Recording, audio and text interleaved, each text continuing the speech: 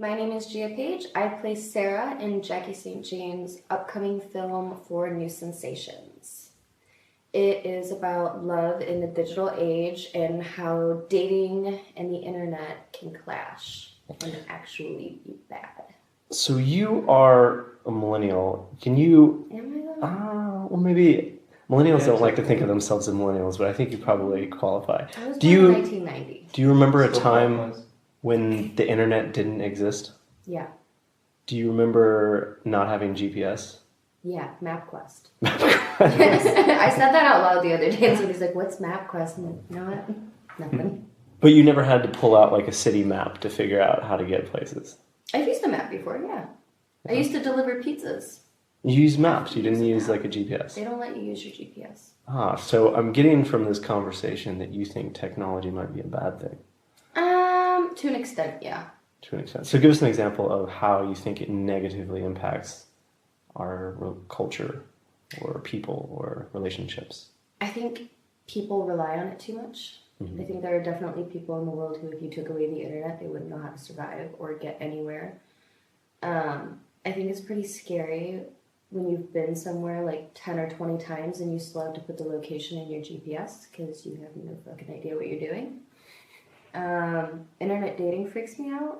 I think that's really weird. It kind of makes things very impersonal. The internet in general kind of makes things impersonal. Same with text messaging, Mhm. in my opinion. I don't know. Some people would probably say otherwise, but How has social media played a role in your previous relationships? For instance, like girlfriends and boyfriends checking each other's phones, or seeing like what pictures they're liking on Instagram, or seeing who they friended, or if their ex comments on something or friends them on one of the social media. Have you had any issues with that? I've never done it just because I think that's a huge invasion of privacy. I've always said, like, if I get the inkling that I need to go through somebody's phone, we have to break up. Mhm. Like, I don't ever want to be in a relationship where I don't trust somebody to that extent, or like I'm stalking their Facebook to make sure they haven't liked or commented on something. I just think that's weird. But I've definitely had it done to me several times. And what's the, how do you deal with that?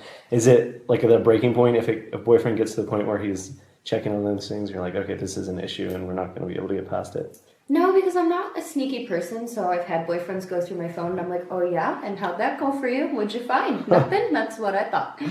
Yeah. Did you demand to see their phone then? No. Really? No, I don't care about that. In my experience, if a person is that jealous that they're looking through your phone, it's because they're doing things that are bad, so they're worrying Maybe. about you.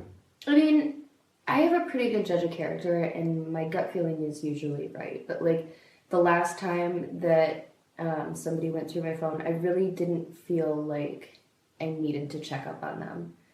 Honestly, it was kind of more of like I laughed at it Mhm. because the thought of somebody thinking that I would do something like that was pretty comical. Yeah, that's about as far as it's gone.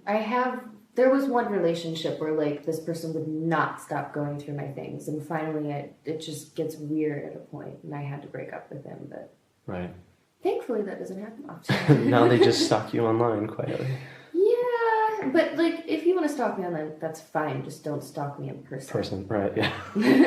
That's Stalking one on thing phone the is internet fine. is good for. You can stay on there. Yeah.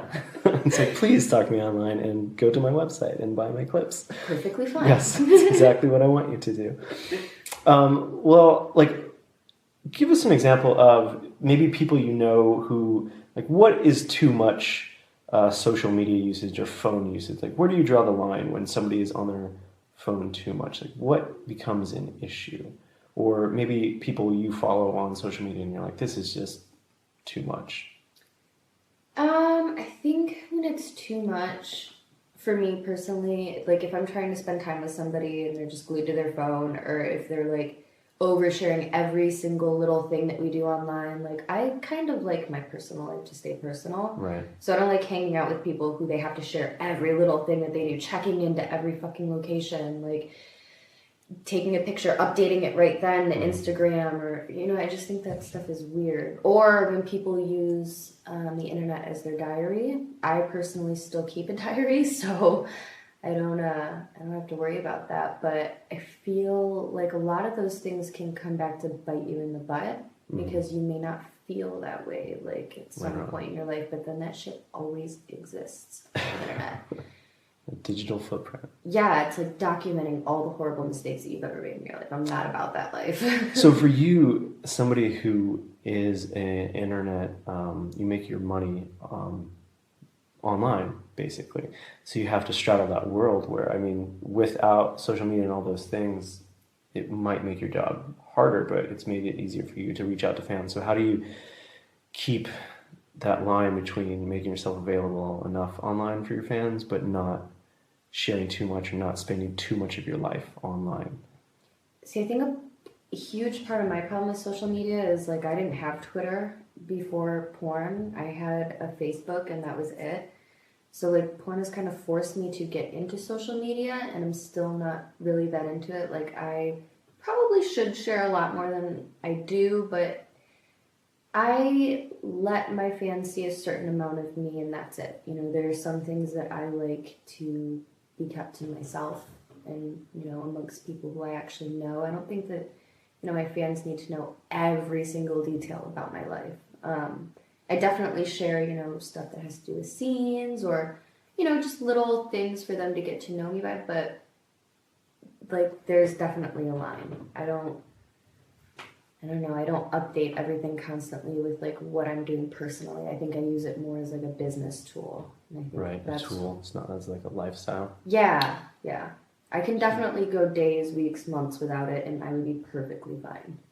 So in this film, you start dating Logan Pierce's character, and he kind of has a secret double life. Have you ever had that experience in your personal life where you dated somebody who had like a big secret, or it would almost be like dating a porn performer without knowing they were in porn? So maybe have you had guys date you without realizing that you were in porn? You don't seem like you'd keep that secret from people. No, because I feel like if you're going to start out a relationship with secrets, it's probably not Right, going it's to not going last. to go well. And just there's no point in lying about it. If somebody wants to be with me and they are okay with my job, then that's the kind of relationship I want to be in. I have dated people who like lead different lives on their phones though, and it's like very strange. I don't know how people can do that all the time. Like to be able to separate like one relationship with another, like you're having a relationship with a completely different person online, and I know nothing about that because I only know you in real life. I think that stuff is really scary, and I think that's where it can get a little bit messy. What do you think you would be more mad about if you found out your boyfriend was having a casual sexual relationship with somebody, or he had a more intimate online conversation where he talked to somebody every day, but he never, like they lived in Europe or something, so he never actually saw them? I think both would bum me out pretty bad. Yeah. Because, you know, obviously sex, that would hurt, but there's something else that goes along with an emotional relationship that I think would hurt more. But both would definitely suck. Yeah. So in this film, you find a note in a book at a used bookstore, and then you start a pen pal relationship with Logan, and then you eventually fly out to meet him.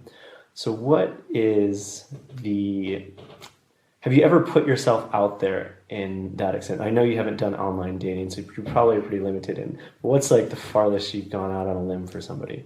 Actually, my current boyfriend, we met at a party, and then a month later I was flying to Oklahoma to do an event with him because he's a photographer, and since then we've like traveled to a bunch of different cities to meet up with each other and be with each other, and it's actually worked out pretty well. We've been together almost a year now, so sometimes those like little risk things can turn out to be really good. Yeah. But you should probably have that sort of personal interaction with them first, at least once, before you... Hopefully. Hopefully. Don't just go out blindly. No, absolutely not. I don't think I would ever meet up with somebody blindly just because, you know, the internet is a scary place. You never truly know who you're talking to. I've been catfished. I've been catfished by girls. Do you know how bad that sucks when you're just trying to be somebody's friend? Would they catfish you? So a girl pretending to be a guy? Yeah. No, it was a guy pretending to be a girl. Oh, okay. And so Yeah. I got it. Like they were pretending to be like a porn performer who needed your guidance or something? Just a normal girl who needed a friend. And I'm like a very friendly person, so I'll talk to anybody, but Right. Yeah, that really bummed me out. That was like Oh. definitely one of the weirdest things that terrible. happened to me. Especially because it was just a friendship. It was nothing sexual. So I'm like, what do you really gain from that? Lying about anything like that. I probably would have treated them the same if they were a guy. So Right. strange. Well, we look forward to seeing you in the film. Thank you for talking to us. Thank you.